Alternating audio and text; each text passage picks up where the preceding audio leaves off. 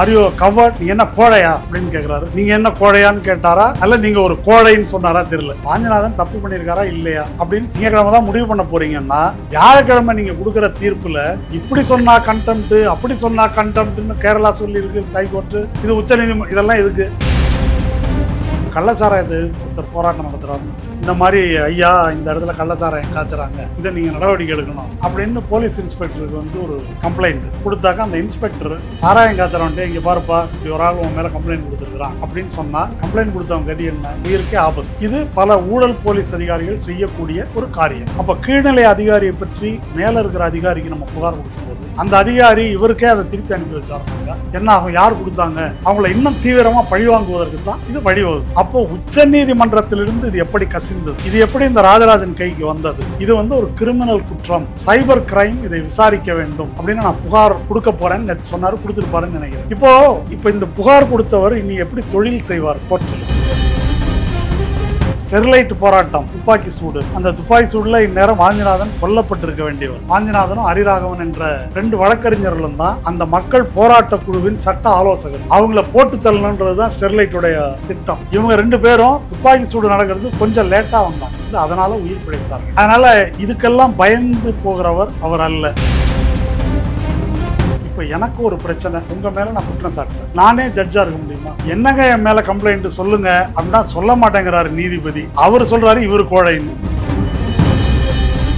என்னை பத்தி நீங்க அங்கங்கெல்லாம் தப்பா பேசிட்டு இருக்கிறீங்க அப்படின்னு நான் கேட்டா நீங்க என்ன கேட்பீங்க? யார்கிட்ட பேசுனேன்? ரோட்ல யாரையாவது கேட்டா இதுதான் கேட்பாங்க, எப்ப பேசினா, யார்கிட்ட பேசினா என்ன அப்படின்னு கேட்பாங்க. பேசுனது உண்மைதானான்னு விசாரிப்பாங்க, அதுக்கப்புறம் தான் முடிவுக்கு வருவாங்க. ஆனா அதெல்லாம் சொல்ல முடியாது. ஒத்துக்கிறீங்களா இல்லையா?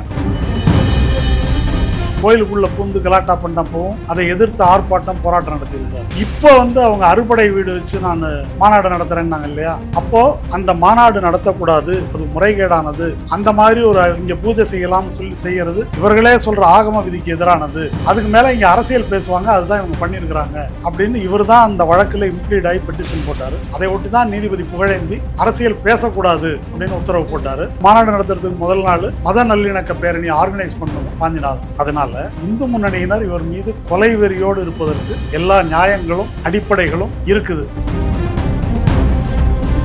நேர்த்திரை நேயர்களுக்கு வணக்கம். இன்று நம்மோடு இணைந்திருப்பவர் இடதுசாரி சமூக செயற்பாட்டாளர் தோழர் மருதையன் அவர்கள். வணக்கம் சார். வணக்கம். நலமா இருக்கீங்களா? நலமா. சார், இப்போ வழக்கறிஞர் வாஞ்சிநாதன் அவர்கள் பல பொதுநல வழக்குகளை தொடர்ந்து அதுல வெற்றி கண்டிருக்காரு. மனித உரிமை செயற்பாட்டாராகவும் இருக்காரு. அவருக்கு ஒரு சம்மன் அனுப்பி அவரை வரவழைச்சு நீதிபதி GR சுவாமிநாதன் அவர்கள் பல கேள்விகள் கேட்டு அந்த திறந்த வெளி நீதிமன்றமே பெரும் காரசார விவாதமா ஆகியிருக்கு. அதோட பின்னணி என்ன சார்? இப்போ வழக்கறிஞர் வாஞ்சிநாதன் மக்கள் உரிமை பாதுகாப்பு மையம் என்ற சிவில் உரிமை அமைப்பினுடைய மாநில ஒருங்கிணைப்பாளர். அதனுடைய தலைமை குழுல நானும் ஒரு உறுப்பினர். வியாழக்கிழமை அன்னைக்கு அவருக்கு மதுரை உயர்நீதிமன்றத்தில் ஒரு வழக்கு, அது தமிழ் பல்கலைக்கழகத்தில் ஒரு ப்ரமோஷன் பற்றிய சர்வீஸ் மேட்டர் அந்த வழக்கு. அதில் எதிர் மனுதாரருக்கு வாஞ்சிநாதன் வக்கீலாக இருக்கார். அந்த வழக்கு அப்பீலில் இந்த பெஞ்சில் விசாரணைக்கு வருது. நீதிபதி GR சுவாமிநாதன், ராஜசேகரன் அடங்கிய அமர்வில் விசாரணைக்கு வருது. அவருடைய கிளையண்ட் என்ன சொல்றாருன்னா, நான் ஒரு சீனியர் கவுன்சில் வச்சுக்க விரும்புறேன் அப்படின்னு சொல்றாரு. அதனால இவர் வக்காலத்தை மாத்தி கொடுத்துடுறாரு. யார்? வாஞ்சிநாதன். நான் அப்பியர் ஆகல, வேற ஒருத்தர் அப்பியர் ஆகிறாரு. அப்போ வியாழக்கிழமை என்று அந்த வழக்கு வந்த போது நீதிமன்றத்தில் ஒவ்வொரு நாளும் காஸ்ட் லிஸ்ட்னு பட்டியல் வரும். அதுல வாஞ்சிநாதன் பேரு கிடையாது. இந்த வழக்கு நமக்கு இல்லைன்னு இவர் இருக்காரு.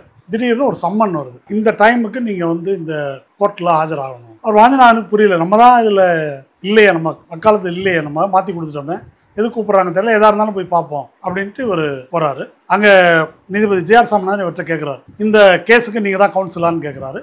இது மாதிரி மாத்தி கொடுத்துருக்கேன் அப்படின்றத சொல்றாரு இவர். சரி, அது போகட்டும், இந்த மாதிரி நான் நீதி வழங்கும் முறையில் சாதி மத ரீதியா நடந்துக்கிறேன், சோசியல் மீடியாவில் இது மாதிரிலாம் பேசிட்டு இருக்கிறீங்க, இன்னமும் அந்த கருத்தில் தான் இருக்கிறீங்களா? ஆமா அல்லது இல்லைன்னு தெளிவா சொல்லுங்க அப்படின்னு கேட்கிறாரு. அப்போ என்ன இப்படி திடீர்னு கேட்குறீங்க, எனக்கு ஒன்றும் புரியல. இது முதல் கேள்வி, அதுதான் வைக்கிறாரு. முதல் கேள்வியே தான்.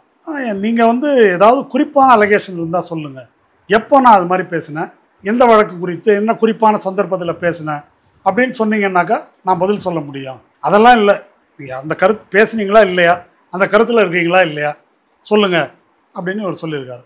அப்படி குறிப்பான இல்லாமல் நான் பதில் சொல்ல முடியாது அப்படின்னு இவர் சொல்கிறாரு. ஆர் யூ கவர்ட், நீங்கள் என்ன கோழையா அப்படின்னு கேட்குறாரு.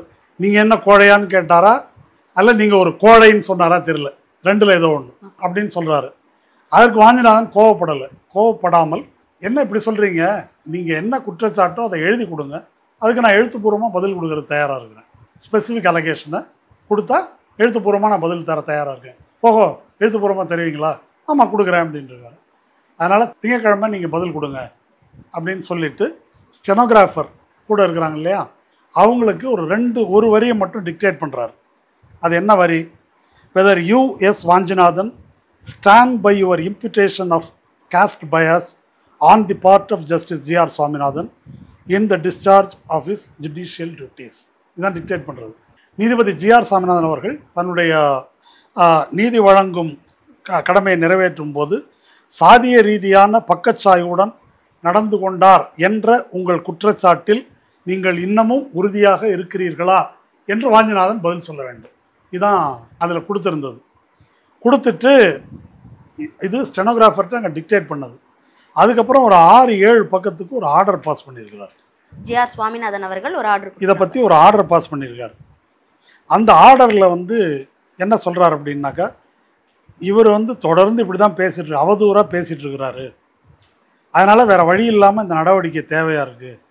நான் நேரடியாக இவரை கேட்டோம், இன்னும் அந்த நிலைப்பாட்டில் தான் இருக்கிறீங்களா அப்படின்னு கேட்டதுக்கு அவர் நேரடியாக பதில் சொல்லலை. மாறாக இந்த வழக்கிலேருந்து நான் வக்காலத்தை மாற்றி கொடுத்துட்டேன்னு சொன்னார், இதை மட்டும்தான் சொன்னார் அப்படின்னு எழுதியிருக்காரு. இது உண்மைக்கு மாறானது. இப்போது ஒரு கோர்ட் ப்ரொசீடிங்கை இவ்வளவு வக்கீல்கள் பார்த்துட்ருக்குறாங்க. அது டிவி கேமராலேயும் இருக்குது. இப்போ நீதிபதி சொல்கிறது உண்மையா, வாஞ்சிநாதன் சொல்கிறது உண்மையான்னு யார் வேணால் வெரிஃபை பண்ணிக்கலாம். இங்கே என்ன பாயிண்ட்னா, நீதிபதி நான் இந்த மாதிரி கேட்டேன், அதற்கு வாஞ்சிநாதன் என்ன குறிப்பான அலகேஷன், நான் எப்போ பேசினேன், எங்கே பேசினேன்னு சொன்னால் பதில் தர தயாராக இருக்கிறேன் என்று சொன்னார் அப்படின்னு வரணுமா இல்லையா? அது வரல. அப்படி ஒரு பதிலே அவர் சொல்லாத மாதிரியும், இந்த கேள்விக்கு அவர் நான் இந்த கேஸில் இருந்து மாற்றி கொடுத்துட்டாங்க என்பதை மட்டும்தான் பதிலாக சொன்னது போலவும் இதில் சித்தரிக்கிறார்.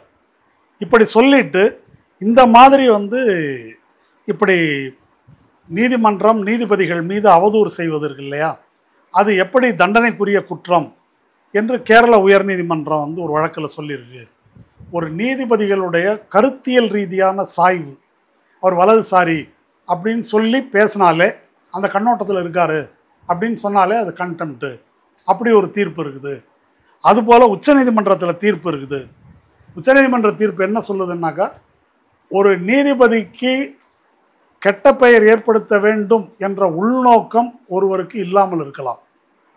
ஆனால் அவர் பேசியதன் மூலம் நீதிமன்றத்தின் மீதோ அந்த நீதிபதியின் மீதோ மக்களுக்கு நம்பிக்கை குறையும் நிலை ஏற்பட்டால் அதுவே போதுமானது அவர் மேலே நடவடிக்கை எடுக்கிறதுக்கு. அப்படியெல்லாம் சுப்ரீம் கோர்ட் தீர்ப்பு இருக்குது. இப்படி தீர்ப்புகள் எல்லாம் மேற்கோள் காட்டிட்டு கடைசியாக எழுதுகிறார், judged by the principles laid down above. மேலே உச்சநீதிமன்றங்கள் உயர்நீதிமன்றங்கள் கூறியுள்ள இந்த கோட்பாட்டுகளின் அடிப்படையில் பார்த்தால், the conduct of Vanchinathan prima facie constitutes criminal contempt of court.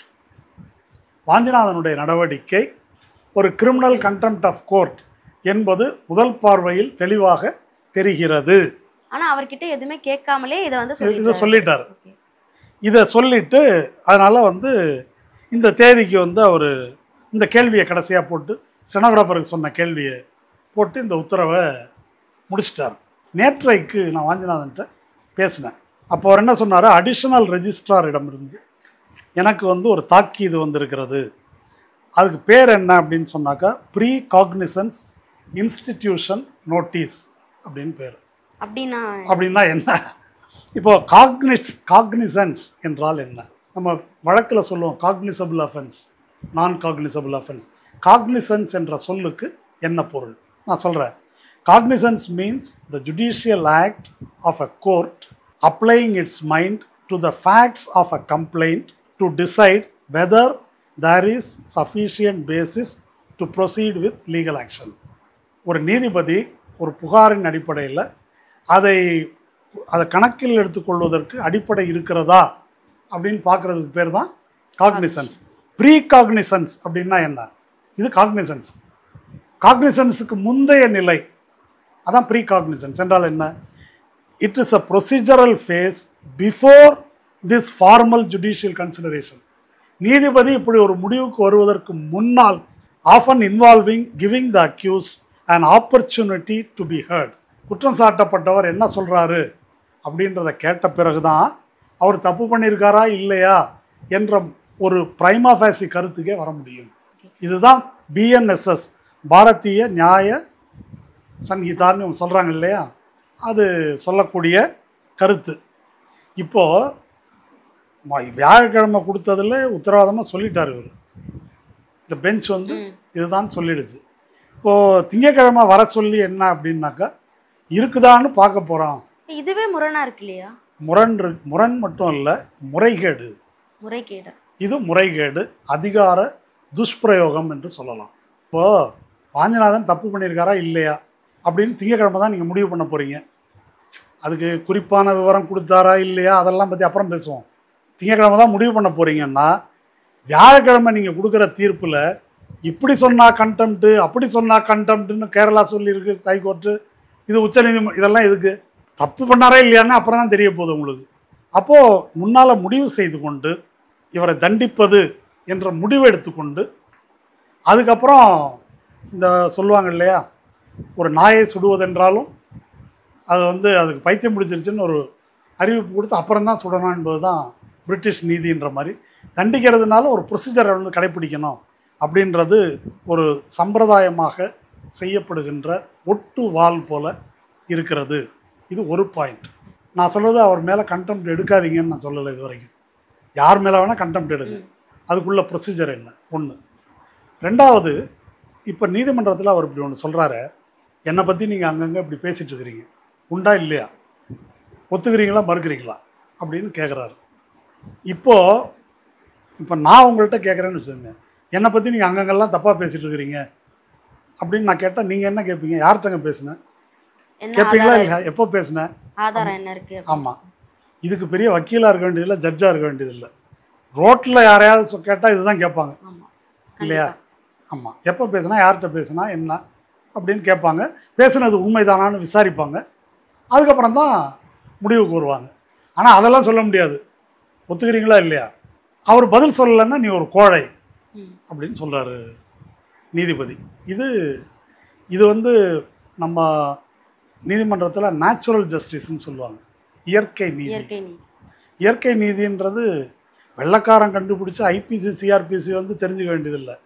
நம்ம மரத்தடி பஞ்சாயத்துலேயே இந்த இயற்கை நீதி உண்டு இல்லையா? ஒரு குற்றத்தை என்னன்னு சொல்லி அதுக்கு 2 சாட்சிகளை கேட்டு அப்புறம் என்னப்பா சொல்கிற, ஒத்துக்கிறியா இல்லையா அப்படின்னு கேட்பாங்க. அதுதான். இது எதுவுமே இங்கே நடக்கலை. அப்படின்னா இது என்ன நீதிமன்றமா?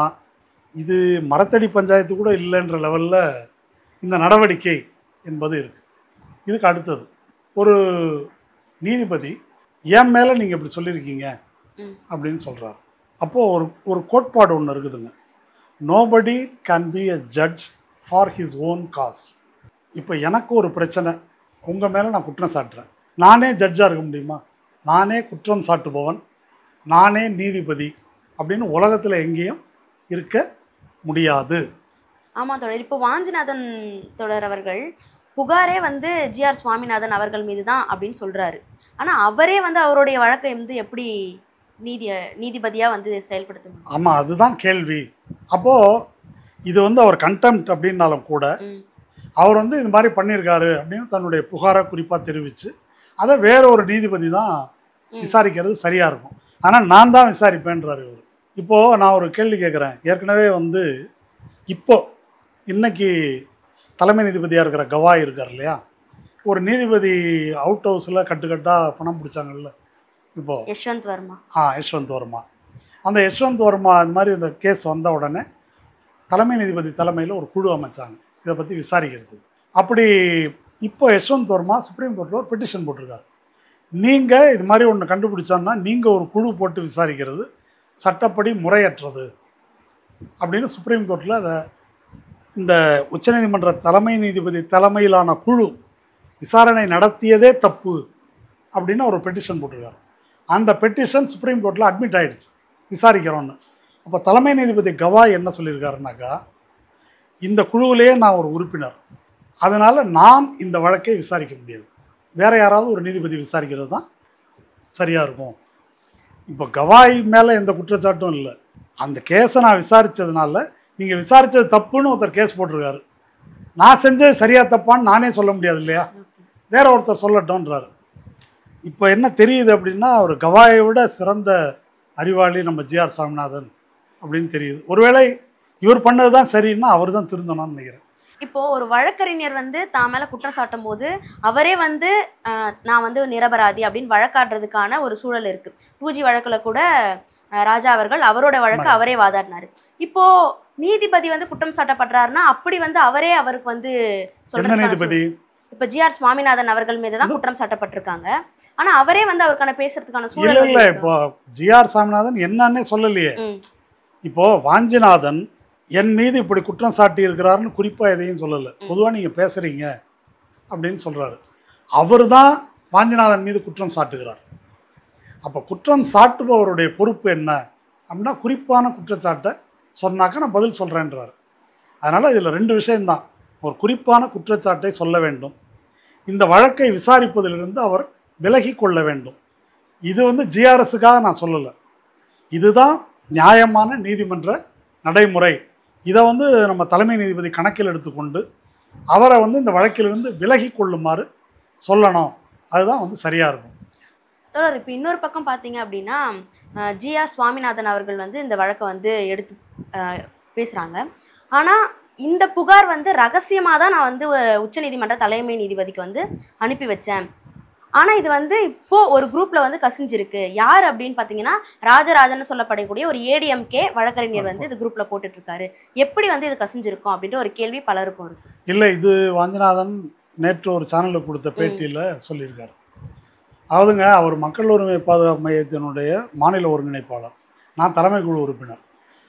அவர் அட்வொகேட் என்ற முறையில் போன மாதம் ஜிஆர் சுவாமிநாதன் உடைய நடைமுறைகள், தீர்ப்புகள் இது தொடர்பாக ஏதோ ஒரு புகாரை அவர் தலைமை நீதிபதிக்கு அனுப்பியிருக்கார். அவர் இப்படி ஒரு புகார் அனுப்பியிருக்கிறாரு என்ற விஷயமே நேற்று அவர் இந்த பேட்டியில் சொல்லும்போது தான் எனக்கு தெரியும். எங்கள்கிட்ட எதுவும் அவர் சொல்லலை. ஒரு அட்வொகேட் என்ற முறையில் அவர் அனுப்பியிருக்கார். அவர் அதில் என்ன சொல்கிறாருன்னா, இந்த புகார் அனுப்புவதற்கு இல்லையா, அது வந்து ஒரு வக்கீலுக்கு மட்டும் இல்லை, ஒரு குடிமகனுக்கும் உள்ள உரிமை. இப்போ ஒரு போலீஸோ நீதிபதியோ அரசியல்வாதியோ யாராக இருந்தாலும் தவறு செய்யக்கூடியவங்க இருக்காங்களா இல்லையா? இருக்கிறாங்க. அப்போ அப்படி தவறு செய்யும்போது ஒரு குடிமகனுக்கு அல்லது ஒரு வழக்கறிஞருக்கு நமக்கு என்ன ரெமெடி இருக்குது அப்படின்னாக்கா, இந்த நீதிபதி இந்த வழக்கில் நான் குற்றம் சாட்டப்பட்டவன், இந்த வழக்கை விசாரிக்கிற நீதிபதி உன்னை விடுதலை பண்ணோன்னா எனக்கு 10 லட்ச ரூபா பணம் கொடுன்னு கேட்குறாரு அப்படின்னு ஒரு, இப்போ நான் குற்றம் சாட்டப்பட்டவன்னா நான் வந்து உயர்நீதிமன்ற தலைமை நீதிபதிக்கோ அல்லது உச்சநீதிமன்ற தலைமை நீதிபதிக்கோ ஒரு புகார் அனுப்பலாம். இதை நான் வெளியே தான் சும்மா மீடியாவில் சொல்லக்கூடாது. புகார் கொடுப்பதற்கு எனக்கு உரிமை உண்டு. அந்த புகாரை வந்து அந்த தலைமை நீதிபதி விசாரித்து அதில் உண்மை இருக்கா இல்லையா அப்படின்னு அவர் வந்து முடிவுக்கு வரலாம். சரியா? அதுபோல் அரசமைப்பு சட்டம் வழங்கியுள்ள உரிமையின்படி லெஜிட்டிமேட்டாக தான் இந்த கடிதத்தை அவர் அனுப்பியிருக்கார். அவர் ஒன்றும் மொட்டை கடிதாசு அனுப்பலை, வாஞ்சிநாதன் கையெழுத்து போட்டு தான் இதை அனுப்பியிருக்கார். அதுலேயும் எவ்வளோ ஜாக்கிரதையாக அதை செஞ்சுருக்கிறாருனாக்கா, இதை இமெயில் அனுப்பினால் அது எங்கேயாவது கசியக்கூடும், டிஜிட்டல் காப்பி அப்படின்றதுனால அப்படி அனுப்பக்கூடாதுன்ட்டு அதை பிரிண்ட் எடுத்து ஹார்ட் காப்பியாக எல்லா உச்சநீதிமன்ற நீதிபதிகளுக்கும் ரெஜிஸ்டர்ட் போஸ்ட்டில் அனுப்பினேன். அப்படி பதிவு தபாலில் அனுப்பிய அந்த புகாரின் புகைப்பட நகல்கள், ஜெராக்ஸ் காப்பி, அந்த காப்பி வாட்ஸ்அப்பில் வந்து சுற்றுது எல்லார் பக்கமும். யார் இதை இது பண்ணாங்கன்னா, இந்த ராஜராஜன் என்ற வழக்கறிஞர் இதை செய்கிறார். இது எப்படி நடக்குது அப்படின்னு தெரியல அப்படின்னு அவர் சொல்கிறார்.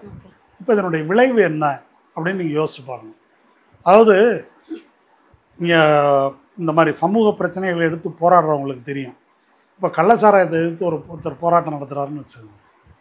இந்த மாதிரி ஐயா இந்த இடத்துல கள்ளச்சாராயம் காய்ச்சுறாங்க, இதை நீங்கள் நடவடிக்கை எடுக்கணும் அப்படின்னு போலீஸ் இன்ஸ்பெக்டருக்கு வந்து ஒரு கம்ப்ளைண்ட்டு கொடுத்தாக்கா, அந்த இன்ஸ்பெக்டர் சாராயம் காய்ச்சறவன்ட்டே இங்கே பாருப்பா இப்படி ஒரு ஆள் உன் மேலே கம்ப்ளைண்ட் கொடுத்துருக்குறான் அப்படின்னு சொன்னால், கம்ப்ளைண்ட் கொடுத்தவங்க கதி என்ன? உயிருக்கே ஆபத்து. இது பல ஊழல் போலீஸ் அதிகாரிகள் செய்யக்கூடிய ஒரு காரியம். அப்போ கீழ்நிலை அதிகாரியை பற்றி மேலே இருக்கிற அதிகாரிக்கு நம்ம புகார் கொடுக்கும்போது அந்த அதிகாரி இவருக்கே அதை திருப்பி அனுப்பி வச்சாருனாக்கா என்ன ஆகும்? யார் கொடுத்தாங்க? அவங்கள இன்னும் தீவிரமாக பழிவாங்குவதற்கு தான் இது வழிவகுக்கும்.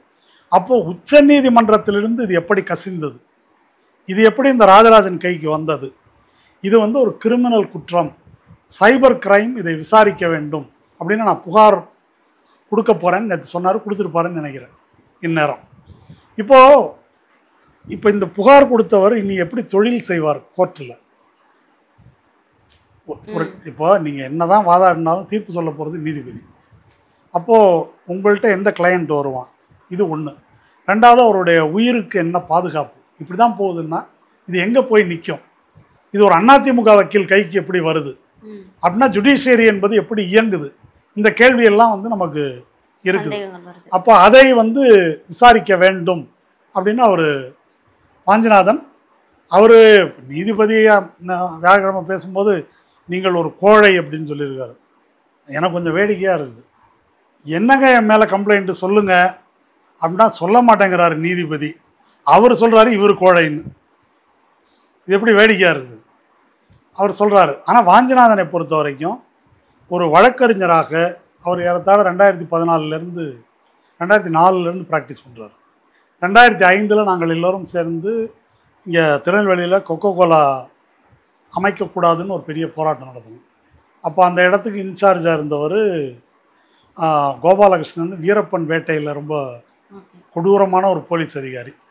அப்படி அதிகாரிகள்லாம் இருக்கிற நேரத்தில் வாஞ்சிநாதன் ஒரு இளம் வழக்கறிஞராக இந்த போராட்டத்தில் பங்கேற்றிருக்கிறார். அதுக்கு பிறகு தாதுமணல் கொள்ளையில் வைகுந்தராஜன் அங்கே அவர் இடத்துக்கே போய் அதெல்லாம் ரகசியமாக வீடியோ எடுத்து அதை ஒரு உண்மை அறியும் குழு அறிக்கையாக கொண்டு வந்து தூத்துக்குடியில் தாதுமணல் கொள்ளையன் வைகுந்தராஜன்னு வாஞ்சிநாதன் தலைமையில் பொதுக்கூட்டமே நடத்தியிருக்கிறேன், நானும் பேசியிருக்கிறேன். அப்படி பேசிய போது அறிவாளோடு ஆயுதங்களோடு அவர்கள் தாக்க வந்து அதை எதிர்கொண்டிருக்கிறோம். ஸ்டெர்லைட் போராட்டம், துப்பாக்கி சூடு, அந்த துப்பாக்கி சூடில் இந்நேரம் வாஞ்சிநாதன் கொல்லப்பட்டிருக்க வேண்டியவர். வாஞ்சிநாதனும் ஹரிராகவன் என்ற 2 வழக்கறிஞர்களும் தான் அந்த மக்கள் போராட்ட குழுவின் சட்ட ஆலோசகர்கள். அவங்கள போட்டு தள்ளணுன்றது தான் ஸ்டெர்லைட்டுடைய திட்டம். இந்த துப்பாக்கி சூடு என்பது கூட்டத்தை கலைக்க நடத்தப்பட்டதல்ல, டார்கெட்டட் கில்லிங் என்பது குறித்து அருணா ஜெகதீசன் அறிக்கையில் சொல்லியிருக்கிறாங்க.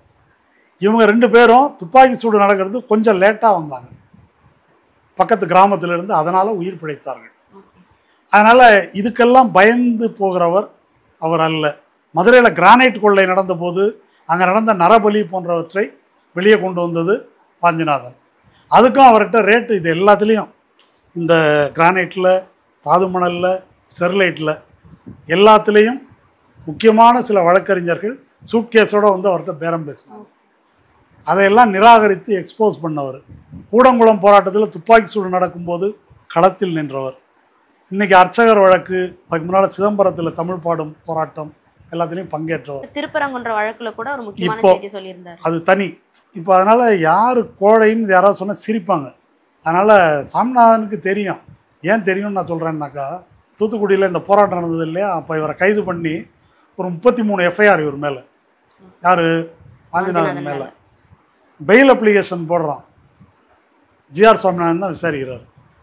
பெயில் கொடுக்குறாரு. என்ன கண்டிஷன் தெரியுமா? இனிமேல் தூத்துக்குடிக்குள்ளே நுழையக்கூடாது. இந்த நிபந்தனையின் பேரில் கொடுக்குறாரு. எனக்கு தெரிஞ்சு இது வரைக்கும் அந்த நிபந்தனை வெக்கேட் பண்ணப்பட்டதாக எனக்கு தெரியல. சரியா? அதனால் அவருக்கு எல்லாம் தெரியும் வாஞ்சிநாதனை பற்றி.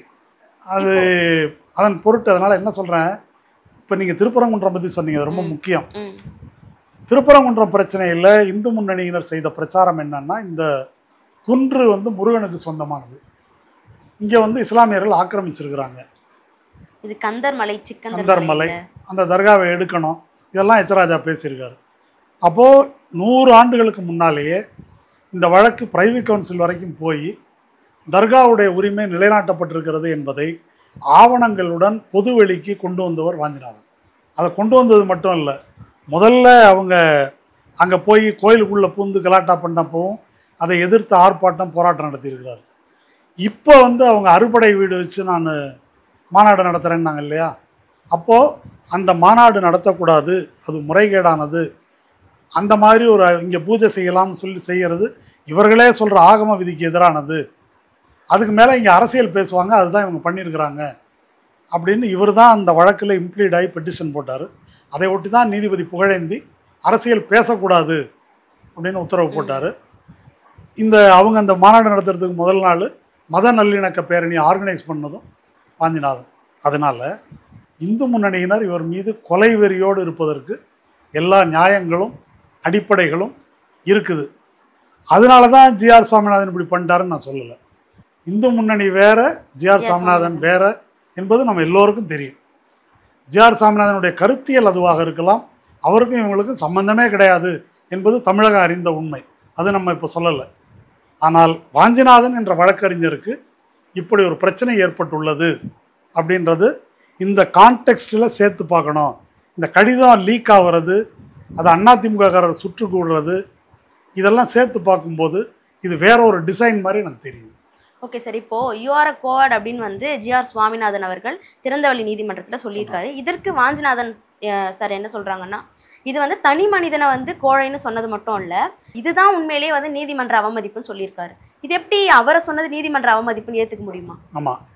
இப்போ பொதுவாக நம்ம எப்படி புரிஞ்சுட்டு இருக்கிறோம்னா, இந்த பொதுவாக வழக்குகளை பற்றி பேசும்போது ஒரு நீதிபதியின் தீர்ப்பை விமர்சிக்கலாம், ஆனால் அதற்கு உள்நோக்கம் கற்பிக்கக்கூடாது. நீதிபதிக்கு உள்நோக்கம் கற்பிக்கக்கூடாது. கற்பித்தால் அது நீதிமன்ற அவமதிப்பு. அதனால நீதிமன்ற அவமதிப்புனால என்ன புரிஞ்சுட்டு இருக்கிறோம்னா, நீதிபதியை அவமதிப்பது, நீதிபதியை அவமதிக்கிறது தான் நீதிமன்ற அவமதிப்பு. அப்படி இருந்துச்சுன்னாக்கா அது நீதிபதி அவமதிப்புன்னே அதுக்கு பேர் வச்சிருப்பாங்க. ஏன் நீதிமன்ற அவமதிப்புன்னு பேர் வச்சிருக்காங்க? நீதிமன்றம் என்பது நீதிபதியும் வழக்கறிஞர்களும் சேர்ந்தது. ரெண்டு பேருக்குமே பேர் வந்து கோர்ட் ஆஃபீஸர்ஸ். நீதிபதிகளுக்கு பேர் பெஞ்சு, இதுக்கு பேர் வந்து பார். அப்போ நீதிபதிகள் ஒரு வழக்கில் எது நியாயம் எது நீதி என்பதை வந்து கண்டு அடைவதற்கு ரெண்டு தரப்பு வழக்கறிஞர்களும் உதவி செய்கிறார்கள் இல்லையா? சட்டம் ஒரு இருட்டறை, அதில் வக்கீல்களின் வாதம் ஒரு ஒளிவிளக்குன்னார் இல்லையா அண்ணா? அந்த மாதிரி ஒளிவிளக்கு, அந்த ஒளிவிளக்கை வச்சு தான் நீதிபதியை கண்டுபிடிப்பார். அது அப்போ அந்த ஒளிவிளக்கை யார் காட்டுறாங்களோ அவங்கள கோழைன்னு ஒருத்தர் சொல்கிறாருன்னாக்கா, ஒருவேளை ஒரு வக்கீல் நீதிபதியை நீ கோழைன்னு சொல்லியிருந்தாக்கா அது கண்டெம்ட் ஆஃப் கோர்ட். கண்டிப்பாக. ஆனால் வக்கீலில் வந்து வக்கீல நீதிபதி கோழைன்னு சொன்னால் அது ஒன்றும் இல்லைன்ற மாதிரி இப்போ இருக்குது. அப்படி அல்ல, இது தெளிவான கண்டெம்ட். ஜிஆர் சுவாமிநாதன் அவர்கள் அர்ச்சகர் தொடர்பான வழக்கில் வயலூரில் 2 பார்ப்பனர் இல்லாத அர்ச்சகர்களை தமிழ்நாடு அரசு நியமனம் செஞ்சிருக்கு, அனைத்து சாதி அர்ச்சகர் திட்டத்தில். அவங்கள இந்த நிமிஷம் வரைக்கும் கருவறைக்குள்ளே விடலை. அந்த ஊரில் இருக்கக்கூடிய அர்ச்சகர்களுடைய சொந்தக்கார பையங்க, அவங்க அர்ச்சகருக்கு விண்ணப்பம் போட்டு கிடைக்காத பையங்க உள்பட அவங்க மதுரை கோர்ட்டில் ஒரு பெட்டிஷன் போடுறாங்க. இவங்களை நியமித்தது ஆகம விதிக்கு விரோதமானது, அதனால் இவங்க 2 பேரையும் டிஸ்மிஸ் பண்ணணும் அப்படின்றது தான் பெட்டிஷன். அந்த பெட்டிஷனில் ஏன் இவங்களை நியமித்தது தவறு அப்படின்னா, நாங்கள் பிராமணர்கள், நாங்கள் சிவாச்சாரியார்கள், நாங்கள் இந்த கோத்திரத்தில் வந்தவர்கள், இதெல்லாம் அந்த பெட்டிஷன்லேயே அவங்க சொல்லியிருக்காங்க. யார்? இந்த மனு போட்டவர்கள். அதை விசாரித்த ஜிஆர் சுவாமிநாதன் அந்த வழக்கில் நான் பிராமின் அர்ச்சகர்கள் சார்பாக வாஞ்சிநாதன் தான் அப்பியர் ஆனார். அப்போ அப்பியர் ஆகும்போது நீதிபதி ஜிஆர் சுவாமிநாதன் என்ன சொல்கிறாரு அப்படின்னாக்கா, அவங்க பிராமினான்னு கேட்குறாரு. யாரை? இந்த 2 பேரும் பிராமின் இல்லை அப்படின்னு அவர் சொல்கிறார். அப்போ ஜிஆர் சுவாமிநாதன் ஓப்பன் கோர்ட்டில், நானே ஒரு ஸ்மார்த்த பிராமணன், நானே கருவறைக்குள் நுழைய முடியாது, இவங்க எப்படி போக முடியும் அப்படின்னு கேட்குறாரு. 2015 நீதிபதி கோகோய் ரமணா அமர்வு அர்ச்சகர் வழக்கில் வழங்கியுள்ள தீர்ப்பில் கடைசி பேரா என்ன சொல்லுதுன்னா, சாதி போன்ற அரசமைப்பு சட்டத்துக்கு எதிரான விழுமியங்கள் அர்ச்சகர் நியமனத்தின் அளவுகோலாக இருக்க முடியாதுன்னு சொல்லுது. ஆனால் நீதிபதி என்ன செய்கிறாரு? சாதி அளவுகோலை கேட்கறது மட்டும் இல்லை, ஒரு நீதிபதி, நீங்கள் எப்பாவது கேள்விப்பட்டிருக்கீங்களா, நானே செட்டியார், நானே வன்னியர், நானே தேவர்னு இது வரைக்கும் எந்த ஜட்ஜும் பேசி நீங்கள் கேள்விப்பட்டிருக்கீங்களா? அவர் சொன்னார், என்னுடைய கருத்துப்படி நீ கோழை என்று வாஞ்சிநாதனை சொன்னதும், நான் ஸ்மார்த்த பிராமணன் என்று தன்னை சொல்லி கொண்டதும் ரெண்டுமே கண்டெம்ட் ஆஃப் கோர்ட். இதை சொல்வதற்கு ஆள் இல்லை என்பதுதான் இந்த தமிழ்நாட்டின் துயரம். ஆனால் அதுக்கு கண்டெம்ட் ஆஃப் கோர்ட் வந்து எதுவுமே கொடுக்கல இல்லையா அவர் சொல்கிறதுக்கு? யார் கேட்கறது? கேட்பது யார்? இது தவறு, இப்படி பேசினாரு என்பதை வாஞ்சிநாதன் பேசியிருக்கிறார், நானும் பேசியிருக்கிறேன், பல இன்டர்வியூவில் பேசியிருக்கிறேன், கூட்டங்களில் பேசியிருக்கிறோம். நீங்கள் பேசினது கண்டெம்ட்னு கூட ஜிஆர் சாமிநாதன் கேட்டிருக்கலாம். இப்போ கூட எனக்கு கண்டெம்ட் எடுக்கட்டும், அவர் வரவேற்கிறேன், கேட்கட்டும், அதை பற்றி எனக்கு பிரச்சனை இல்லை. அதெல்லாம் கேட்கல. இப்படி பேசுவது, இப்போ கவாய் இருக்கார் இல்லையா நீதிபதி, இந்த வக்ஃப் போர்டு பில், வக்ஃப் பில் பற்றிய விசாரணை வந்தபோது துஷார் மேத்தா சாலிசிட்டர் ஜெனரல் என்ன சொன்னாருன்னா, யுவரானர் இந்த கேஸை கூட முஸ்லீம்கள் தான் விசாரிக்கணும்னு சொன்னாலும் சொல்லுவாங்க, அப்படின்னு முஸ்லீம் நீதிபதி தான் விசாரிக்கணும் என்று சொன்னாலும் சொல்வார்கள்னு துஷார் மேத்தா சொன்னார். அப்படி பேசுறதை நிறுத்துங்க. நாங்கள் இந்த இடத்தில் உட்கார்ந்த பிறகு எங்களுக்கு சாதி மதம் என்ற அடையாளங்கள் எதுவும் கிடையாது என்று சொன்னார் கவாய். கவாய் சொன்னதையும் ஜிஆர் சுவாமிநாதன் சொன்னதையும் பக்கத்தில் வச்சு யார் சொல்கிறது சரி, யார் சொல்கிறது கான்ஸ்டியூஷனல் அப்படின்னு யார் வேணால் பார்த்துக்கலாம். இப்போ நீங்க சொன்னீங்க கவாயையும் ஜிஆர் சுவாமிநாதனையும் ஒப்பிட்டு சொன்னீங்க. ஆனா இன்னும் சில நீதிபதிகள் வந்து தங்களுடைய சித்தாந்தத்தின் படிதான் வந்து தீர்ப்பே கொடுக்குறாங்க அப்படின்றதும் ஒரு பேசு பொருளா சமூகத்துல இருக்கு. அது உண்மைதானா? சித்தாந்தத்தின் படி கொடுக்கறது மட்டும் இல்லை. கேரளாவில் ஒரு ஜட்ஜ் இருந்தார். அனைத்துலக பிராமணர் சங்க மாநாடுன்னு ஒன்று கொச்சியில் நடந்தது. அந்த மாநாட்டில் சிட்டிங் ஹைகோர்ட் ஜட்ஜு கலந்துக்கிட்டு பிராமணர்கள் அக்ரகாரத்தில் மற்றவாளுக்கு வீடு கொடுக்கக்கூடாது அப்படின்னு பேசினார். இடஒதுக்கீடை ஒரு முடிவுக்கு கொண்டு வரணும். அவர் பேர் மறந்து போச்சு எனக்கு, இப்போ தான் ரீசண்டாக. அந்த மாநாட்டில் நீதிபதி அனிதா சுமந்தும் கலந்து கொண்டார் என்பது ஒரு சிறப்பு.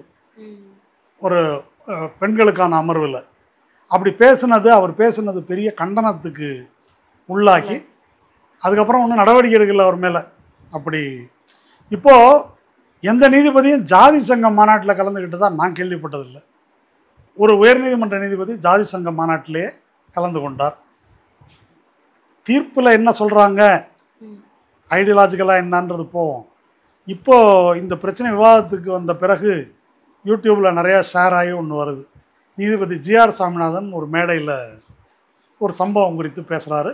அவர் வக்கீலாக இருந்தபோது முன்னால் பூணூல் அணிந்த ஏதோ ஒரு வேத இது சம்மந்தமான ஒரு கூட்டம், அது பார்ப்பனர்கள் தான் ஃபுல்லாக பூணூல் போட்டு எல்லாம் உட்காந்துருக்குறாங்க.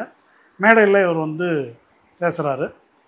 நான் வக்கீலாக இருக்கும்போது ஒரு கேஸு, ஒரு நாள் ஒரு பிராமணர், வேதம் பயின்ற ஒரு பிராமணர் கண்ணெல்லாம் கலங்கி போய் வந்து நின்றுட்டு இருந்தார். என்னன்னு கேட்டேன், சொல்லலை, சொல்லுங்கன்னு. அப்புறம் எனக்கு இது மாதிரி கோர்ட்டில் ஒரு 18 மாதம் தண்டனை கொடுத்துட்டாங்க அப்படின்னு சொன்னார். என்னங்க நடந்ததுன்னு கேட்டேன். அப்போ அது மாதிரி நானும் என்னுடைய சகோதரியும் காரில் போயிட்டு இருந்தோம். அவங்க அமெரிக்காவில் இருக்கிறாங்க.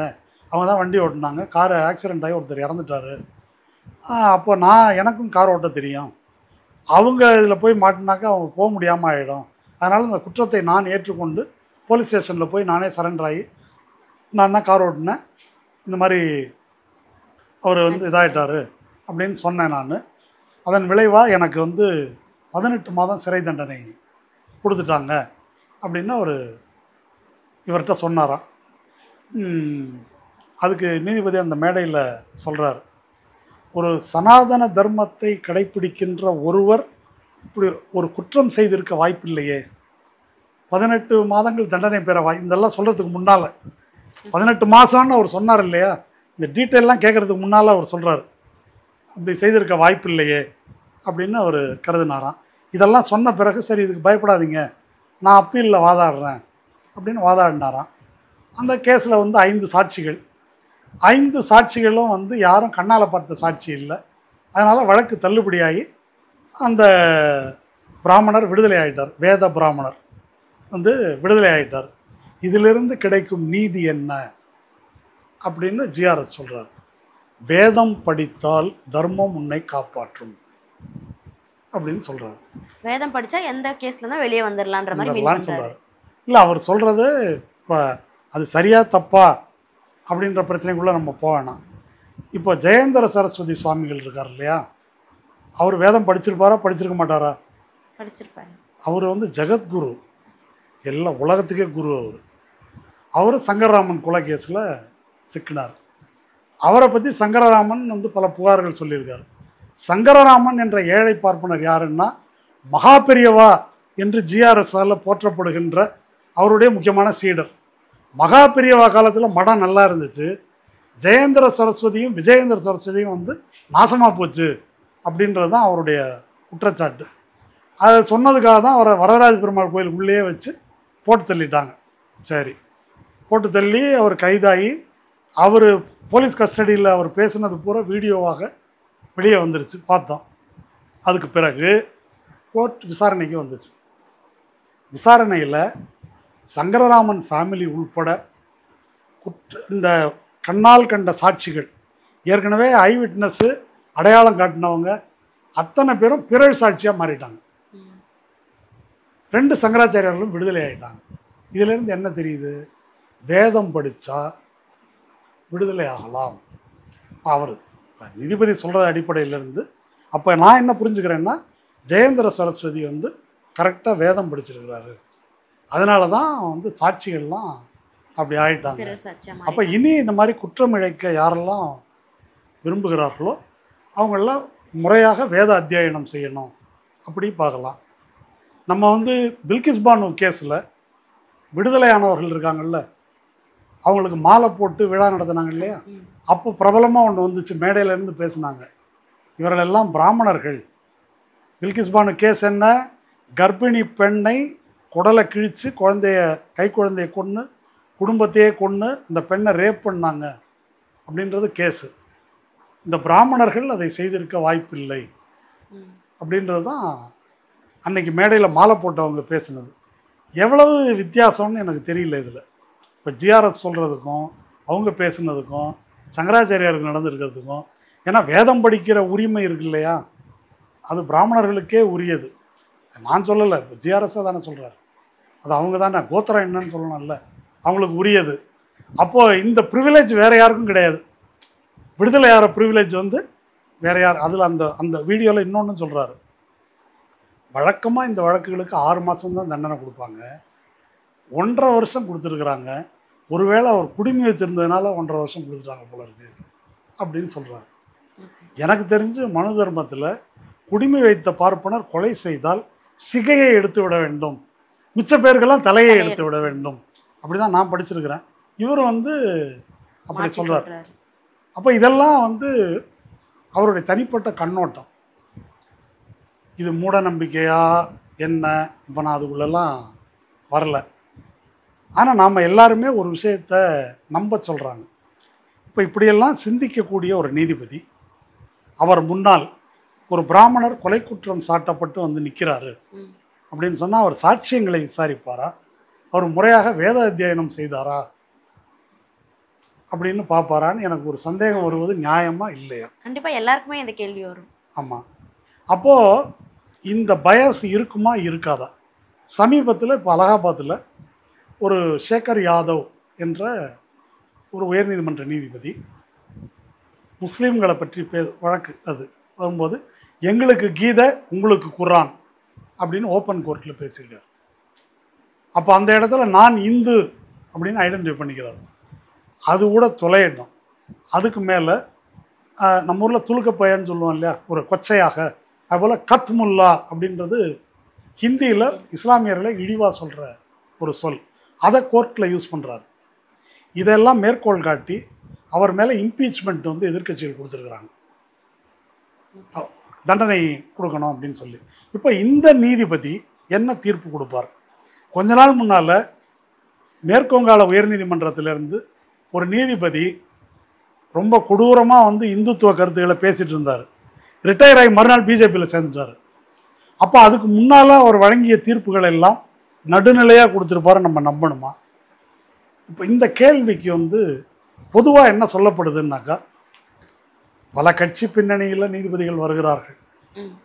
ஆனால் இந்த நம்ம சரத்குமார் நாட்டாம வசனமாக நீதின்னு வந்துட்டா இது சொந்தக்காரன் பங்காளி பார்க்கக்கூடாது, நாயண்டா அது மாதிரி அப்படியெல்லாம் இருப்பாங்க அப்படின்னு நம்பணும். நம்ம தவறினா கண்டெம்ட்ன்றாங்க இல்லையா அப்படின்னு சொல்கிறாங்க. அப்படித்தான் நிலை இருக்கிறதா, அப்படித்தான் நம்ப வேண்டுமா என்பது ஒரு முக்கியமான கேள்வி. அப்படி நம்ப தேவையில்லை. அதாவது அவருடைய கருத்தியல் சார்பை பற்றி பேசக்கூடாது அப்படின்னு சொல்கிறது இருக்கு இல்லையா, அதுக்கு எந்த அடிப்படையும் கிடையாது அப்படின்றதுக்கு சில சான்றுகள் நான் சொல்கிறேன். ஒரு இப்போ சந்திரசூட் ரிட்டையர் ஆனார் இல்லையா, அவருடைய பையன், அவரும் வக்கீல், அவங்க அப்பா நீதிபதி, சந்திரசூட் நீதிபதி, அவர் பையன் அநேகமாக நீதிபதி ஆயிடுவார்னு நினைக்கிறேன். அவர் ஒரு நல்ல திறமையான வழக்கறிஞர், அபினவ் சந்திரசூட் அப்படின்னு பேர். அவர் வந்து சுப்ரீம் விஸ்பர்ஸ், இதுதான் சுப்ரீம் விஸ்பர்ஸ் அப்படின்னு ஒரு புக்கு போட்டிருக்காரு. சுப்ரீம் கோர்ட் அப்படின்னா உச்ச நீதிமன்றம், விஸ்பர்னா கிசுகிசு, உச்ச கிசுகிசுக்கள் அப்படின்றது தான் அதனுடைய தலைப்பு.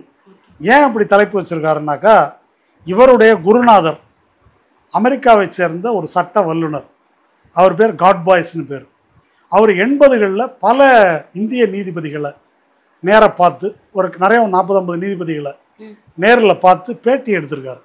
எல்லாம் high court judge, supreme court judge. அவங்கள பேட்டி எடுத்து அதை குறிப்புகள்லாம் டைப் பண்ணி வச்சுருந்துருக்காரு. அவருக்கு உடம்பு முடியாமல் போயிடுச்சு. இவர் தானே சிஷ்யன், யார், அபினவ் சந்திரசூட். அவருக்கு கொடுத்து நீ பப்ளிஷ் பண்ணுப்பா இதை அப்படின்ட்டு அவர் இறந்துட்டார். அதை வந்து இவர் பப்ளிஷ் பண்ணியிருக்காரு. இதெல்லாம் நம்ப முடியுமா அப்படின்னு கேட்டால், ஃபாலின் நாரிமன் என்ற மூத்த வழக்கறிஞர், அவர் பெரிய மேதை என்று அழைக்கப்படுவோர், இறந்துட்டார். அவர் சொல்லியிருக்காரு, இது வந்து very well researched and well written. அவர் ஓய்வு பெற்ற உச்சநீதிமன்ற நீதிபதி ரூமா பால் என்ற பெண்மணி, அவங்க வந்து ரொம்ப மெட்டிகுலஸ்லி ரிசர்ச் அண்ட் ஆப்ஜெக்டிவ், ஆழமாக ஆராய்ந்து நடுநிலையாக எழுதப்பட்ட நூல். இது வந்து அந்த புத்தகத்தை பற்றி நிறைய பேர் சொல்லியிருக்காங்க, நான் 2 மட்டும் சொல்கிறேன். சரி, என்ன இருக்குங்க இந்த புக்கில் அப்படின்னு சொன்னாக்கா, சில நீதிபதிகளை பேட்டி கண்டதை அதில் சொல்லியிருக்கார். 1983 காட்பாய்ஸ் சென்னையில் ராஜகோபால் ஐயங்கார் அப்படின்னு ஒரு ஜட்ஜ், அவரை வந்து ஹைகோர்ட் ஜட்ஜ் இல்லையா, ஜட்ஜு, அப்போ ஐயங்கார்ன்றதை வச்சுருந்துருக்கார். அவரை பேட்டி காணும்போது அவர் என்ன சொல்கிறாரு, இந்த கோர்ட்டு உருப்படாதுங்க, இங்கே வந்து பூரா பிசிக்கு தான் சலுகை, பிராமின்ஸுக்கு ஒன்றுமே கிடையாது இங்கே அப்படின்னு ஜட்ஜு சொல்லியிருக்காரு. அதை இப்போ இது யாருமே டிஸ்பியூட் பண்ணலை எங்கேயும், அது ரொம்ப முக்கியம் என்ன அப்படின்னு அவர் சொல்லியிருக்காரு. அதுக்கப்புறம் இன்னொரு ஜட்ஜு, அந்த ஜட்ஜு பேர் பாலகிருஷ்ணன், அவங்க அப்பாவும் ஒரு ஜட்ஜு, அவங்க அப்பா பேர் டிஎல்வி ஐயர். இந்த பாலகிருஷ்ணன் என்ன சொல்லியிருக்காருன்னாக்கா, மெட்ராஸ் கோர்ட்டை பொறுத்த வரைக்கும் எல்லா அட்வான்டேஜும் இந்த எஸ்சிபிசிக்கு தான், பிராமின்ஸ் 1-2 பேர் தான் இருக்கிறாங்க. அப்பவே அவங்க ஜட்ஜா இருந்திருக்காங்க அந்த காலகட்டத்தில். இல்லாமல் என்ன, அவங்க தான் இன்னை வரைக்கும் மெஜாரிட்டி. இப்போது மக்கள் தொகையில் 3% 4%ன்னு சொல்கிறோம். நீதிபதிகள் அன்னைக்கு ஒரு 20 பேர் இந்த மாதிரி இருந்திருப்பாங்க. அதில் 2 பேர் அப்படின்னா 10%. அது 3% உள்ளவங்க 10% இருக்கிறது இவரால். இன்னைக்கு 10 பேர் இன்னும் இருக்கிறாங்க மொத்தம் பார்ப்பன நீதிபதிகள். வேற பெரிய ஜாதி எண்ணிக்கையில் நாங்கள் தான்றாங்களா, வன்னியர் ஜாதி, அவங்கெல்லாம் பக்கத்தில் கூட போக முடியாது. என்ன இதெல்லாம் கேட்பாரா அன்புமணி ராமதாஸ்ன்னு எனக்கு தெரியல. அது போட்டோம். 10%ன்றாரு, இங்கே 10% கேட்கணும் அவர் நியாயமாக, அதை விட்டுருங்க. அப்போ இதை அவர் சொல்லியிருக்காரு. இதுக்கு மேலே ஒன்று இருக்குது, வேற என்ன, இதை கேளுங்க. ஒரு தேசாயின்னு ஒரு நீதிபதி, அந்த நீதிபதிக்கு பேர் டிஏ தேசாய். அவர் வந்து இவர்கிட்ட ஜோக் அடித்தாராம். என்ன ஜோக்குன்னா, எங்கள்கிட்ட எஸ்சிபிசி ரிசர்வேஷன் ஒரு வழக்கு நான் விசாரித்தேன், அதில் வேடிக்கை என்னான்னு கேட்டிங்கன்னா, விசாரித்த நாங்கள் 5 பேரும் பிராமின்ஸ் அப்படின்னு சொல்லியிருக்காரு. எஸ்சிபிசிக்கு இடஒதுக்கீடு கொடுக்கலாமா வேணாமான்னு ஒரு கேஸ், அந்த கேஸை விசாரித்த 5 பேரும் பிராமின்ஸ்ன்னு சொல்லி சிரிச்சிருக்கிறார் அவர். அப்படி சிரிச்சிருக்கிறாரு. என்னங்க தீர்ப்பு கொடுத்துருப்பாங்கன்னு தேடி பார்த்தேன். அந்த வழக்கு யார் வேணால் எடுத்து படிங்க, K C Vasanthakumar versus state of Karnataka. அதில் என்ன சொல்லியிருக்காருன்னா, இடஒதுக்கீடு கொடுக்கறதனுடைய நோக்கம் பின்தங்கிய வகுப்பினரை மற்றவங்களோடு சமமாக கொண்டு வரதுக்கு தான். ஓரளவு வந்துட்டாங்கல்ல, அதுக்கு பிறகு என்ன செய்யணும், அதை எடுத்துடணும். இடஒதுக்கீடு வேண்டாங்கிறாங்க, எடுத்துடணும். Competition alone sharpens the intellect, ability and enterprise. போட்டி தான் திறமையை ஊக்குவிக்கும், அறிவை ஊக்குவிக்கும், முன்முயற்சியை ஊக்குவிக்கும் அப்படின்னு தீர்ப்பு கொடுத்துருக்குறாங்க. இப்போ இந்த தீர்ப்புக்கும் அந்த 5 நீதிபதிகளும் பிராமணர்களாக இருந்ததற்கும் எந்த சம்பந்தமும் இல்லை. சம்பந்தம் எது சொன்னீங்கன்னா கண்டெம்ட், அதான் சொல்ல வராங்க. கருத்து அப்படின்னாக்கா அதை சொல்லக்கூடாது. ஆனால் இப்போ இடபிள்யூஎஸ் இடஒதுக்கீடு வாங்கியிருக்காங்களே சார் பிராமணர்கள், வாங்கியிருக்காங்க. இடபிள்யூஎஸ் எப்படி கொடுத்தாங்க, 50%க்கு மேலே கொடுக்கவே கூடாது, உலகம் அழிஞ்சிரும் அப்படின்னு சொன்னாங்க இல்லையா. அப்படி சொன்னவங்க 10% எக்ஸ்ட்ரா போட்டு கொடுத்துருக்குறாங்களே, இது எந்த கணக்கில் வரும்? அன்றைக்கி அப்படி சொன்னீங்களே, இன்றைக்கி இப்படி சொல்கிறீங்களே, இது எப்படி 10+ வருது, இது அரசமைப்பு சட்டத்துக்கு ஏற்கனவே சொன்னதுக்கு விரோதம் இல்லையா என்பதே அந்த நீதிபதிகள் அப்படி ஒரு கேள்வியை எழுப்பி கூட பதில் சொல்லலை. இருந்தாலும் நாம் உச்சநீதிமன்றத்தை சந்தேகப்படக்கூடாது அப்படின்னு பேசிகிட்டு இருக்கிறோம். இதெல்லாம் இதில் என்ன வேடிக்கைன்னு கேட்டால், வெளியே எப்படி வேணால் பேசிக்கலாம் மக்கள், ஆனால் மைக்கை போட்டு கேமராவை போட்டிங்கன்னாக்கா அப்போ நம்ம நீதிமன்றத்தை மதித்து முறைப்படி பேசணும். கேமரா ஆஃப் பண்ணிட்டா, இது உலக நடப்பை சொல்கிறேன் நான், என்ன வக்கீலாக இருக்கட்டும் யாராக இருக்கட்டும். இதை பற்றி ஒரு முக்கியமான சட்ட வல்லுநர், அவர் பேர் கௌதம் பாட்டியா, அவர் ஒரு புக் எழுதியிருக்கார். அந்த புக்குக்கு பேர் அன்சீல்டு கவர்ஸ், உடைக்கப்பட்ட கவர், ஆமாம் உரைகள் அப்படின்னு. அது எதுக்காக வச்சுருக்காரு, அது தனி கதை. ஏன் அப்படி தலைப்பு வச்சுருக்காரு அப்படின்னு. இப்போல்லாம் மோடி ஆட்சியில் என்ன செய்கிறாங்கன்னு சொன்னாக்கா, ஒருத்தரை ஊஃபா சட்டத்தில் பிடிச்சி உள்ளே வைக்கிறாங்க. வழக்கு விசாரிக்கும் போது அவரை பெயிலில் விடுங்க அப்படின்னு சொல்லும்போது அரசு வழக்கறிஞர் ஒரு கவரை எடுத்தாந்து நீதிபதிகிட்ட நீட்டுறாரு. இந்த கவரை படித்து பாருங்கள் யுவர் ஆனர், பார்த்துட்டு அப்புறம் நீங்கள் முடிவு பண்ணுங்கள் என்னான்ட்டு. அப்போது பாதிக்கப்பட்டவர் சார்பாக உள்ள வழக்கறிஞர், அந்த கவரில் என்னங்க இருக்குது, என்னை பற்றி எதை வேணால் எழுதி கொடுத்துருப்பேன், நீ எனக்கு என்னன்னு சொன்னால் தானே நான் பதில் சொல்ல முடியும். இப்போ வாஞ்சிநாதன் கேட்ட மாதிரி தான், என்னான்னு சொல்லுங்கள் பதில் சொல்கிறேன். இல்லை அதெல்லாம் சொல்ல முடியாது, அது சீல்டு கவர். இப்படி தான் ரஃபேல் ஊழலுக்கு சீல்டு கவரில் ஒன்று கொடுத்தாங்க கோகோய்ட்ட. இந்த சீல்டு கவரை பார்த்துட்டு எல்லாம் ஓகேன்ட்டார். அந்த கவருக்குள்ளே என்ன இருந்துச்சு யாருக்கும் தெரியாது, நமக்கு என்ன வேணால் இருந்திருக்கலாம் இல்லையா. இப்போ நம்ம இந்த இந்தியன் படத்தில் முக்கியமான பேப்பர் எங்கேன்னு கேட்பார் கவுண்டமணி, அந்த மாதிரி முக்கியமான பேப்பர் கூட ஏதாவது இந்த கவருக்குள்ளே இருந்திருக்க கூடும், நமக்கு தெரியாது. அந்த கவரை பார்த்துட்டு அவர் விடுதலை பண்ணிட்டார். இப்போ அதிலேருந்து என்ன விஷயம் சொல்ல வர்றோம் அப்படின்னு சொன்னாக்கா, இந்த இவர் கௌதம் பாட்டியா என்ன சொல்கிறார் அப்படின்னு சொன்னால், the conversation about judicial ideology, about how it impacts a judgment need be public conversation. இதை ரகசியமாக கிசு மாதிரி பேசக்கூடாது, வெளிப்படையாக பேசணும். இது அவர் சொன்னது மட்டும் இல்லை. சமீபத்தில் ஓய்வு பெற்ற நீதிபதி முரளிதர், ஒரிசா உயர்நீதிமன்ற நீதிபதியாக இருந்து ஓய்வு பெற்றார், தமிழ்நாட்டுக்காரர். அவரை மோடிக்கு பிடிக்கல. டெல்லியில் முஸ்லீம்களுக்கு எதிராக கலவரம் நடந்தபோது எஃப்ஐஆர் போட சொன்னார். ராத்திரியாக அவரை ட்ரான்ஸ்ஃபர் பண்ணிட்டாங்க டெல்லியை விட்டு. அந்த நீதிபதி இந்த இவருடைய நூலை வெளியிட்டு பேசும்போது சொல்கிறாரு, judges do make political choices, they may think they are neutral, politics and judicial functioning are not separate. நீதிபதிகள் தாங்கள் நடுநிலை என்று நினைத்து கொண்டிருக்கலாம், ஆனால் அவர்கள் அரசியல் ரீதியாகத்தான் சிந்திக்கிறார்கள். அரசியல் வேறு சட்டம் வேறு எல்லாம் கிடையாதுன்னு சொல்லிட்டு அவர் விளக்கி பேசுகிறார். அதனால் நான் என்ன சொல்ல வரேன் அப்படின்னா, இந்த கருத்து ரீதியாக இப்படி இருக்கிறதுனால தான் இந்த நீதிபதி கொடுக்குறாரு அப்படின்னு சொன்னால் அதை மறுத்து நீங்கள் வாதாடுங்க. நீங்கள் லஞ்சம் வாங்கிட்டீங்கன்னு நான் ஒன்றும் சொல்லலை, இல்லை வேறு காரணம்னு நான் ஒன்றும் சொல்லலை. அப்போ நீங்கள் பதில் சொல்லலாமே. இன்றைக்கி பிஜேபி அவசர நிலையை கடுமையாக எதிர்க்குது இல்லையா. இந்திரா காந்தி சர்வாதிகாரத்தை கொண்டு வந்தாங்க. அப்போ அன்றைக்கி அவசர நிலையை பெரும்பான்மையான நீதிபதிகள் இந்திரா காந்தி உயிர் வாழும் உரிமையை ரத்து செய்த போது ஓகேன்ட்டாங்க, உயிர் வாழும் உரிமையை எடுத்துடலான்னு சொல்லிட்டாங்க. ஏன்னாக்கா அன்னைக்கு அரசாங்கம் சொன்னதற்கெல்லாம் ஆமாஞ்சாமி போடுறவங்களை மட்டும்தான் நீதிபதியாக வச்சுருந்தாங்க. அதுக்கு பேர் கமிட்டட் ஜுடிஷியரின்னு பேர். இன்றைக்கி என்ன நடக்குது, இன்றைக்கும் அதான் நடக்குது. அறிவிக்கப்பட்ட எமர்ஜென்சி இப்போ அறிவிக்கப்படாத எமர்ஜென்சி. ஒரு நீதிபதி, குஜராத்திலேருந்து வந்த நீதிபதி, ஒரு அம்மையார், இப்போ ரிட்டையர் ஆனாங்க, உச்சநீதிமன்ற நீதிபதி. எந்த கேஸ்லேயும் அவங்க பெயில் கொடுத்ததில்லை. அவங்க பிரிவு பிரசார விழாவுக்கு ஒரு வக்கீல் கூட வரல. அவங்க யாருன்னா ஏற்கனவே மோடிக்கு லீகல் அட்வைசராக இருந்தாங்க. என்ன அப்போது இந்த சார்பு நிலை இந்திரா காந்தி காலத்தில் மட்டும் இல்லை, இன்றைக்கும் இருக்கிறது. அப்போ இருப்பதையும் நாம் வெளிப்படையாக பேச வேண்டும்.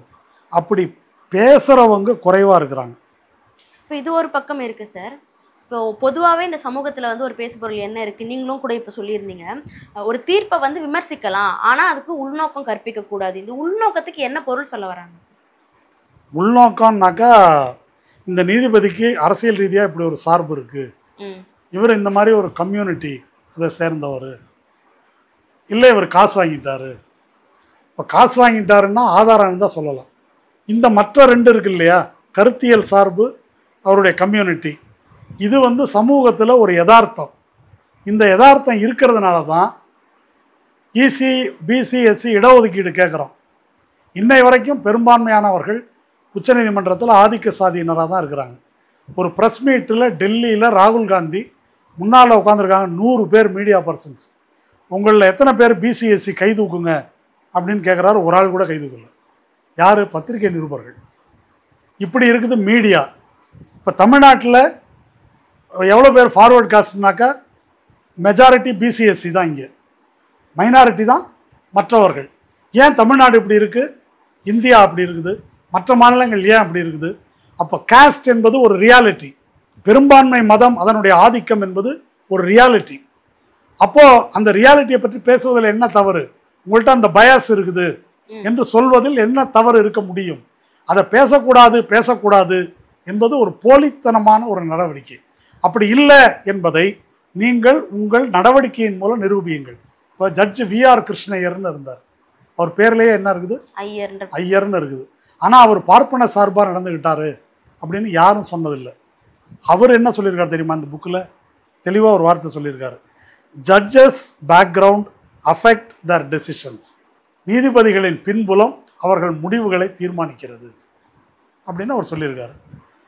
உச்சநீதிமன்றம் முழுதும் ஆதிக்க சாதியினர் தான் செல்வாக்கு செலுத்துகின்றனர் அப்படின்னு அவர் சொல்லியிருக்காரு. என்ன செய்யலாம்? அப்போ நீங்கள் என்ன ஜாதியில் பிறந்தீங்கன்றதை பற்றி கவலை இல்லை. நீங்கள் அப்படி இல்லாமல் நடுநிலையாக ஒடுக்கப்பட்ட சமூகத்தினருக்கு ஆதரவாக, சிறுபான்மை ஒடுக்கப்பட்ட மக்களுக்கு ஆதரவாக இருக்கிறீர்கள் என்று சொன்னால் உங்கள் மேலே அதை பற்றி பேச போகிறதில்லை. இப்போ ஜஸ்டிஸ் முரளிதர் அவர் ஏதோ ஒரு அப்பர் காஸ்ட்டை சேர்ந்தவர் தான். அவர் தான் இஸ்லாமியர்களுக்காக குரல் கொடுத்து அதை வந்து பேசுகிறார். அது மாதிரி 1000 உதாரணங்கள் சொல்ல முடியும்.